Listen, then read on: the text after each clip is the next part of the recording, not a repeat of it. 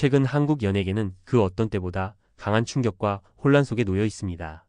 서로 다른 의혹, 다른 폭로, 다른 사건에서 출발했지만 결과적으로 하나의 거대한 흐름으로 이어지고 있기 때문입니다. 조진웅, 박나래, 조세호, 이경.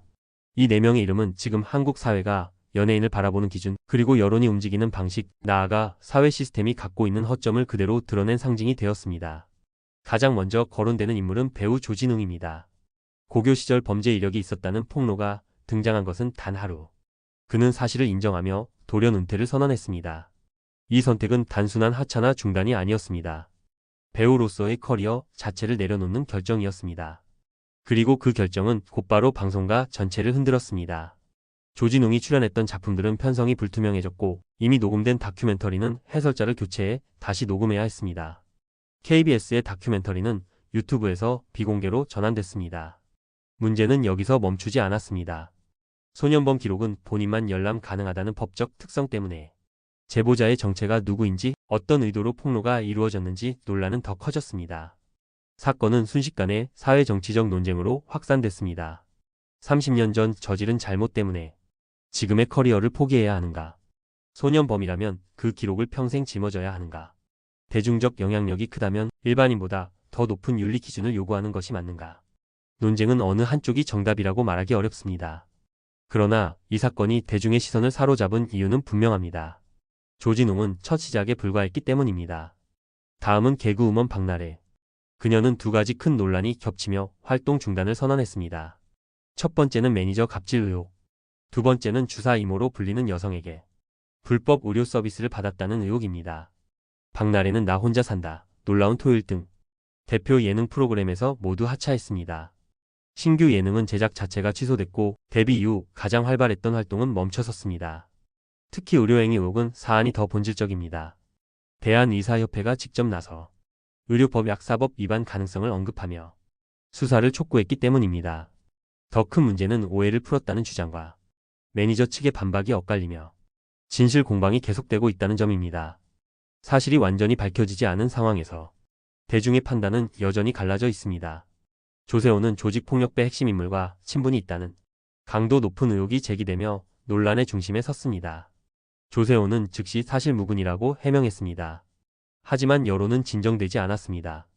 결국 그는 유퀴즈 온 더 블럭 1박 2일 등 그를 대표하던 프로그램에서 모두 하차했습니다.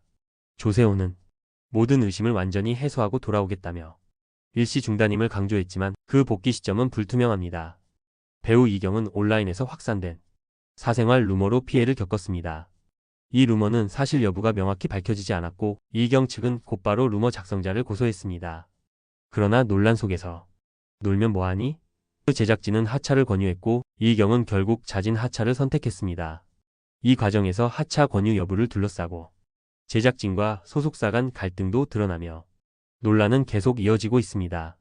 그렇다면 왜 지금 이 시점에 이렇듯 수많은 폭로와 의혹이 한꺼번에 터져 나온 걸까요?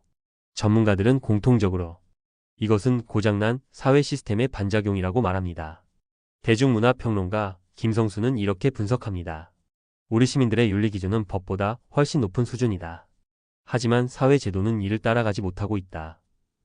즉, 대중은 문제를 해결하고 싶고 누군가에게 책임을 묻고 싶습니다.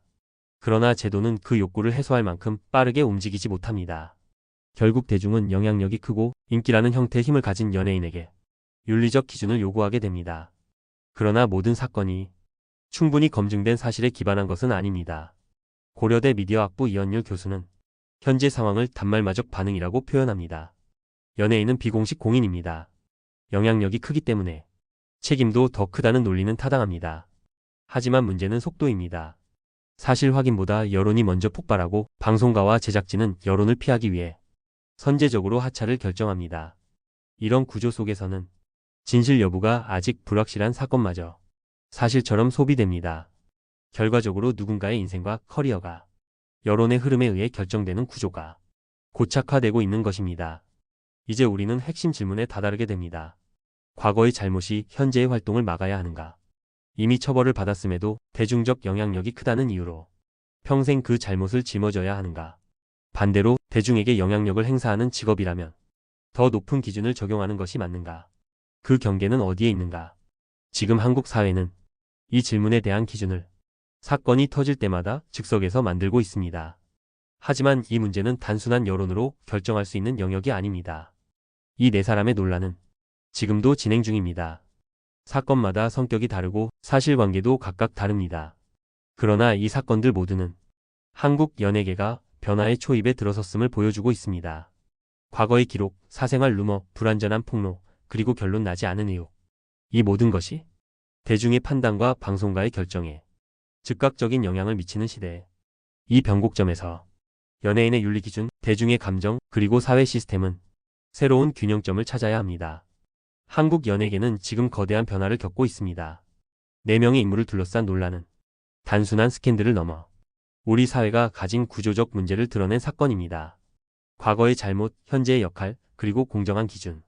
이 세 요소의 균형을 어디에 둘 것인지 지금 우리 모두가 답해야 하는 질문입니다. 여러분은 어떻게 생각하십니까?